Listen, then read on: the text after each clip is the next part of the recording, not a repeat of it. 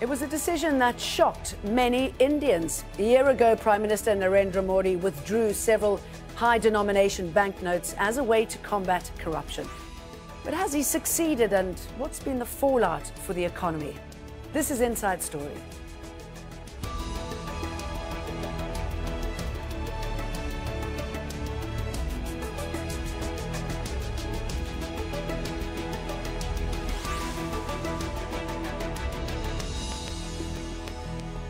Hello, welcome to the programme. I'm Jane Dutton. Now, imagine waking up one day and being told you can't use nearly 86% of your country's currency. That's exactly what happened in India last year when Prime Minister Narendra Modi's government decided to withdraw several large denomination banknotes.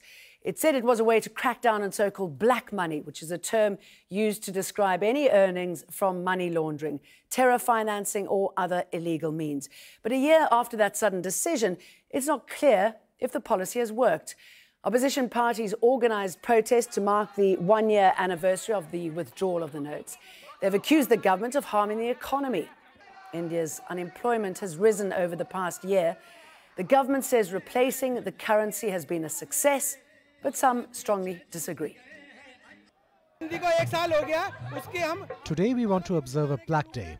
We want to tell Modi that people have rejected demonetization and that his decision was a wrong one. This was done to make the poor suffer and fill the coffers of the rich. Demonetization was only to benefit the rich, who had cashed in their money already. Only the poor were left standing in queues to exchange worthless currency bills. Because of this demonetization, the state of the country is that everywhere farmers are committing suicide, and farmers don't have enough money for 2 meals a day. When the government announced its sudden decision last year, residents had 2 months to turn in all their 500 and 1,000 rupee notes before they became invalid. And of course, in a country with over 1 billion people, that created some problems, like these long lines at banks and ATMs across the country. Many queued up to 4 hours every day to exchange their old notes. The banks kept running out of new bills, and that led to some panic. But India's finance minister says the policy is working. We at the Bharatiya Janata Party believe that the status quo from cash to digital transactions needed to be changed for the sake of the country's economy and overall development. The number of individual tax returns has started to increase. Digital transactions have increased. To a certain extent, high denominational currency has been squeezed. Screws on terror funding have also been tightened in a big way. Well, this is, after all, a fiscal policy, so let's take a look at the numbers. First, the good. There were 25% more income tax returns filed this year compared to last, easing pressure on India's many public costs. As the finance minister mentioned, digital transactions have also surged. That's meant to help with transparency, since digital money can be easily monitored. And building a modern digital economy requires innovation, so that is also done well. E-payment companies especially have seen a rise in users, but the withdrawal of the large banknotes has done little to curb corruption and illegal earnings. Almost all the outstanding cash estimated to be made through corrupt means was exchanged for legal notes before the deadline last year. Meanwhile, rural cash-reliant economies have been hit hard. For example, the agricultural sector ran a cash shortage, which led to lower prices and layoffs. Let's bring in our guest now in New Delhi, Mihir Sharma, Senior Fellow at Observer Research Foundation and author of Restart, The Last Chance for the Indian Economy. In Berlin, joining us on Skype, Jayati Ghosh, a professor at the Center for Economic Studies and Planning at Jawaharlal Nehru University. And on the line from New Delhi, Nalan Kohli. He's the national spokesman for India's ruling BJP party. Very warm welcome to all three of you. Let me start off with you, Nalan Kohli, seeing as this is Narendra Modi's baby. When you talk about demonetization, how successful would you say it is, or otherwise? We need to see this in context that when Prime Minister Narendra Modi's government, and he personally promised a clean-up on corruption and on black money, the intent of the government was seen from the very first cabinet meeting, within days of being sworn in, when a special investigative team, an SIT, was formed for investigating black money, which followed a Supreme Court order that had been pending for the last 3 years by the previous government. Thereafter, there was a scheme giving people an amnesty possibility at a higher tax rate to declare their unaccounted money. Black money essentially is money that is not tax paid, and people have somehow kept it outside the tax network. And India has a woeful number of taxpayers, a very small number compared to the total number of the total population. Then thereafter came an act, a statute from the parliament, which was about latching onto the assets of those who have kept it outside the country, which is illegitimate funds going outside the country to purchase assets. And this was tightening. And the final straw, one would say, in a series is the demonetization, the move of demonetization on 8th November last year. So if I may just give you a few facts. In terms of it, what it has done is, first of all, a lot of money got deposited into the bank, but more importantly, that unaccounted money now has an address. Because today, what we know is that only 0.00011% of India's population, that's approximately 1,400 people out of 1.25 billion people, they deposited 33% of the total cash that went into the bank accounts. That means there was a lot of cash moving out. Today, 58,000 bank accounts are under investigation by companies that we call shell companies. Shell companies are companies that essentially do not do any operation except cash moves through them and a web is created. And therefore, post-demonetization, over 200,000 such companies were identified. They have been shut down, which is in effect to prevent them from operating hundreds of accounts. One company in particular was operating 100 accounts. The number of people who are filing tax returns has gone up by almost 28%. The number of people who have filed income tax returns, that's gone up by about 25-26%. The digital transactions, which is moving towards a lesser use of cash in the economy, has dramatically increased over the last 1 year. Real estate prices have come down because one of the most easy ways of parking illegitimate funds is actually real estate, because that used to absorb a large part of cash money. That's gone in there. And almost about 17,000 such accounts are being, today investigated. So in effect, what is being seen is that in this entire thing of demonetization, separate things have happened. There was a target on the terror network. There was a target on stone pelting in Jammu and Kashmir. They have come down by 75%. We do know that whether it's the Naxalite or the Red Corridor movement, those incidents have come down by 20-25% because our estimate is that's the amount of cash that they were unable to move because of this sudden move that took place. And the final thing in terms of statistics is that all right, so you've given us a whole list there, and it does sound like a raging success, and thank you for laying it out for me the way you did. But I'm just wondering if you feel the same, Mihir Sharma, about how successful this has been, considering the background in which it's found itself as well.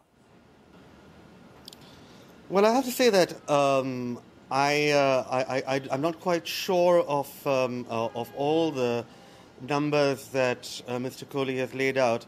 I think we have to recognize that in some cases, for example, in the payment or in the use of an adoption of digital payments, we have really just come back to trend. We haven't really seen an enormous change now that a year after demonetization took place. In other things such as the number of people who are paying income taxes, partly it's too soon to tell. And in other ways, for example, the increase of the number of people who are paying taxes online, which is what Mr. Kohli actually quoted at around 20-28%. That's, again, an increase that is online with trends earlier. It's, it's very, very difficult to actually make out a case for demonetization purely on the basis of such statistics, because only in very, very few cases do the existing trend lines of adoption of digitization and so on and so forth appear to have been substantively changed, and definitely changed to the degree that they justify the disruption that it has caused. Jayati, Ghosh, do you think it is as successful as laid out there by Nehru, or there are problems that are going to take a long time to iron out? Well, in fact, I don't think it was a success at all in its own terms. Let's go back to what were originally defined as the goals, because as we know, the goals and the goalposts kept changing as none of them were met. Originally, it was to be getting rid of counterfeit notes, getting rid of terror funding, getting rid of corruption. These were the three essential goals that were defined by the Prime Minister and subsequently by the rest of the government. None of these has been met. The number of terror incidents, according to all the reports, is approximately the same. The terror financing, such as we know, in any case, terrorism doesn't really rely on large amounts of finance. They're typically small budget operations, unfortunately. But most importantly, corruption, which was the real target, really doesn't seem to have been affected from the demonetization alone. And in particular, the most dramatic failure is that all the money came back to the banking system. The earlier claims were that, in fact, the corrupt would not dare to put the money back. And you had estimates ranging from 10 to 30% of the money would not come back to the banking system. We now know that 99.7% practically is back in the banking system or is lying in banks in Nepal and to be brought back to India. So really, in terms of any of those goals, it didn't meet it. Then it became that, oh no, we are trying to push people towards a cashless economy. Now, digitization is fine, but to achieve digitization, you actually have to have a whole bunch of other things in place. You need connectivity, you need proper banking infrastructure with all Indians having bank accounts, including women, not just one person per household. You need a whole range of other enabling conditions. And also, okay, let's talk a little bit about those a little bit later on, if you don't mind me jumping in here. Nayland, so the guests disagree wholeheartedly with what you say, other than the tax returns, probably which everyone agreed on, which has increased. It has been a bit of a disaster when it comes to stamping out corruption. We've seen demonstrations and protests on the street to that end. So it seems that something is not working here. What is going to be done now in order to push the progress forward, the progress that was promised? Well, I think I would not agree with any of those assessments that have been made, particularly by Ms. Ghosh. First of all, on Mihir, he's speaking only on digitization. And let me take each one of what Ms. Ghosh is saying head on. She says that corruption it has not achieved. There is not a single scam in terms of corruption, big-ticket corruption at all by the government in the last 3 years. The preceding government had the biggest scams ever in the history of India. And if I may point out of the 1.2 million companies that were existing in India, approximately 300,000 of them, which were primarily shell companies, opened coincidentally in the period of 2006 to 2012 when the biggest scams took place in India. So but I'm just wondering how this can wipe out corruption. I mean, you know, by the time it had been installed, most of the money had been taken out. You look at the Paradise Papers and how many Indian companies have already got their money out. Surely the loopholes need to be closed somewhere else. Well, let me, ma'am, first of all, correct the statement of yours. The Paradise Papers don't have anything to do with demonetization. The Paradise Papers is just like the Panama. Yes, of course. There are corrupt people. I'm sure there are corrupt people in Doha as much as they are in any other part of the world. The question is the system targeting them? If you have deposited money into the account, which was earlier lying in lockers, lying in cupboards, lying unaccounted for and were not in bank accounts, you have to now explain where the money came from because you have a tax background. There are people who deposited. Let me give the example of one company. One company which had only 6 million rupees in its bank account deposited 180 million rupees in the period of 2 months and withdrew 180 million rupees. Now, you have somebody's address, you have somebody's name, you have a bank account which is very seriously non-compliant. So only you can take action if you know who the guilty are. If the guilty are faceless, you can't take any action. And I think that's one of the critical things. Okay, let me put that to Mihir. If at least this is a message to locals and the international community, right, Mihir, that corruption is being targeted, maybe not successfully at the moment, or as successfully as Narendra Modi would like. Oh, that's quite a strong message, though. I mean, has it been working as far as international investors are concerned? Does it give them confidence? Well, I think that international investors tend to be at their most confident. And I'm talking about people who believe in actually investing in projects on the ground and not in the stock markets and so on. They tend to be at their most confident when domestic investors are confident. And, you know, India is not a bad news story at this point in time in international markets, but it is important to recognize that we are just not getting quite as much investment as we should. And part of that is precisely because of statements like Mr. Kohli's currently. Because anyone who is familiar with the modern markets and how corruption is carried out now knows that the truly corrupt are not keeping large amounts of cash, you know, under their beds at home. They've already transferred it into other assets. They've put it offshore. They're holding it in various forms of real estate. Demonetization hasn't caught these people. What it might have caught is large numbers of companies that were doing a reasonable proportion or holding a reasonable proportion of their working capital and so on in cash, which is not uncommon in a system with as great a degree of informality as the Indian economy has. And therefore, when we hear stories about hundreds and thousands of tax investigations being launched, for a lot of investigators, this sounds like an environment in which they cannot be certain about not being expropriated.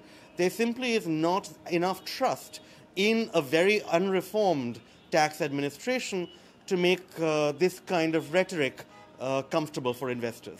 You talk about international investors and the stock market, and that's the opposite end of the scale, isn't it, Jayati? I mean, you've got the growing disparities between the rich and the poor in the country. You touched on reforms. How important are reforms in order to push any sort of changes through? I mean, look at the agricultural industry, which is really suffering.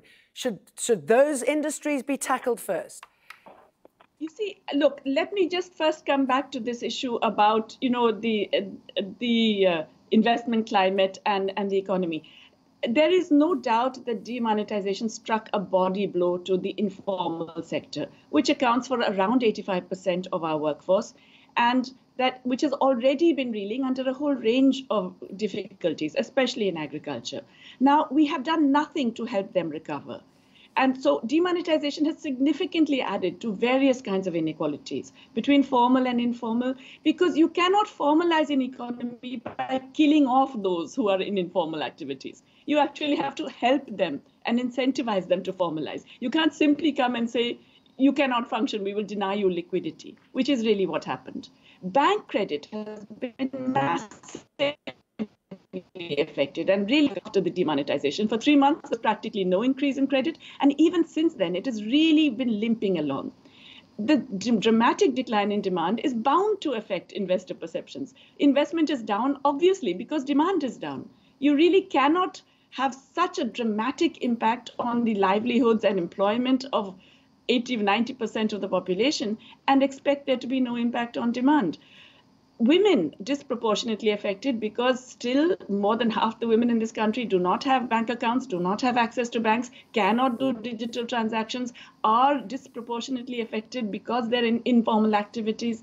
Now, you have to actually deal with these in terms of their systemic requirements, instead of coming and saying, well, we're just going to ensure that you can't transact, and that way you will be forced to become formal. Okay, let me put that to Nalan. I mean, if you've got the majority of people in the country not able to, for example, do digital transactions, I mean, there's an immediate fault, isn't there? I mean, are they educated enough to be able to partake in the economy that you are enforcing on them?